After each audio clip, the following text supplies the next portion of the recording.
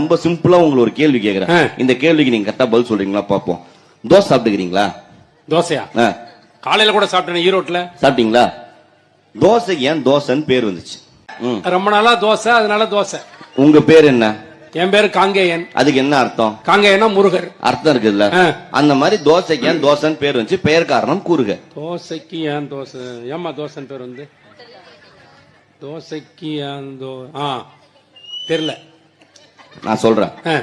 தோசை ஊத்த சொல்ல என்ன சத்தம் வருது? தோசை ஊத்தும் போது சைன் சத்தம் வருது. அத்த திரி போட சொல்ல என்ன சத்தம் வருது? திரி போடும் போது சைன் சத்தம் வருது. எத்தனை தபா சைன் வருது? 2 தடவை சைன் வருது. ரெண்டுக்கு ஹிந்தில என்ன? ஏக் தோ. 2 தபா சொயின் சொயின் சத்தம் வரலாம், அது பேரு தோசை. சரி, தோசைக்கு சொல்லிட்டல. இப்ப நீ மாட்டின.